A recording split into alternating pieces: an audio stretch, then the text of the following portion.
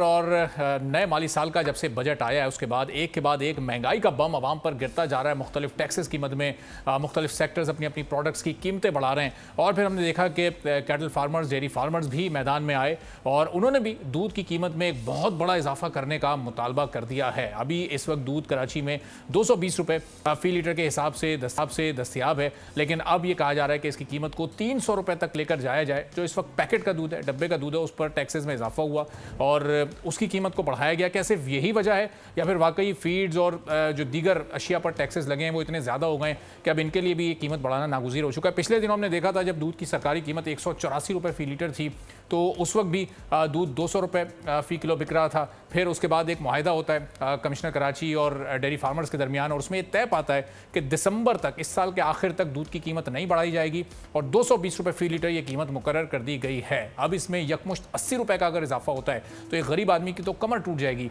डब्बे का दूध पहले ही लोग खरीदने के काबिल नहीं रहे, वो एक आसाइश बन चुकी है। अब ये जो खुला दूध है ये जो लोग ख़रीदते हैं वो भी उनकी क़ुव्वत ख़रीद बहुत ज़्यादा मुतासिर हो जाएगी। तो ये क्या इजाफा वाकई नागुज़ीर है? क्या कोई दरमियानी राह निकल सकती है? क्या इस वक्त सूरत हाल है? इस पर हम गुफ्तगू करेंगे। गुलाम शब्बीर डार साहब हमारे साथ मौजूद हैं, नुमाइंदे हैं हमारे स्टूडियोज़ में। शाकिर उमर गुज्जर साहब भी हमारे साथ मौजूद होंगे, डेयरी फार्मर्स के नुमाइंदे हैं। वो भी ज़रा दोनों साहिबान से जानेंगे कि दोनों का मौक़िफ़ क्या है और इस वक्त दूध की जो कीमत है वो क्या होनी चाहिए। तो गुलाम शब्बीर साहब, ये 220 रुपये फ़ी किलो जो इस वक्त लोग दूध खरीद रहे हैं, क्या ये आप लोगों की कॉस्ट में नहीं आ रहा? आप लोगों को महंगा पड़ रहा है? क्या इसमें आप लोगों का प्रॉफिट शामिल नहीं है? क्या ये दूध की एक्चुअल कीमत नहीं है?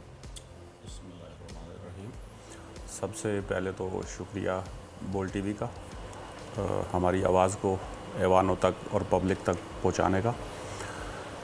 देखिए जी, हमारी कास्ट ऑफ प्रोटेक्शन जो पहले भी थी, जब कमिश्नर साहब के पास गई तो 249 रुपये थी और 249 के हिसाब से इस टाइम जो कास्ट ऑफ प्रोडक्शन है वो हमारी बढ़ गई है। और हमारा ये बयानिया नहीं है कि हम 300 रुपये करेंगे। इस टाइम जो कंडीशन है, इस टाइम जो कास्ट ऑफ प्रोडक्शन है वो 249 से भी क्रॉस कर गई है। जो एग्रीमेंट की आपने बात की कमिश्नर साहब के साथ, वो एग्रीमेंट ज़रूर हुआ था दिसंबर तक और उसमें ये शिक लिखी हुई है कि कोई भी अनहोनी आए, कोई भी मसला हो इंडस्ट्री के साथ तो दोबारा बैठा जा सकता है।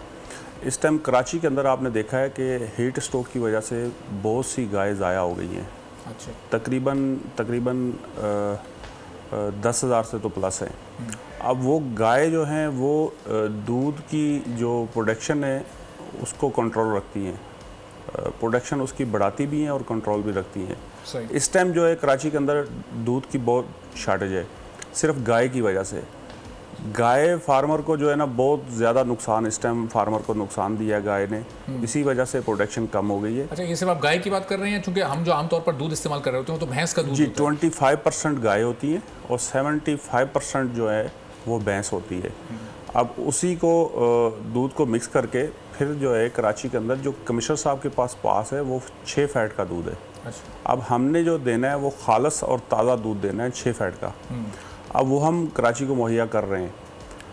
हमने तो 300 की डिमांड नहीं की, हम इंशाल्लाह जाएंगे, अपने मौक़िफ़ लेके जाएंगे कमिश्नर साहब के पास।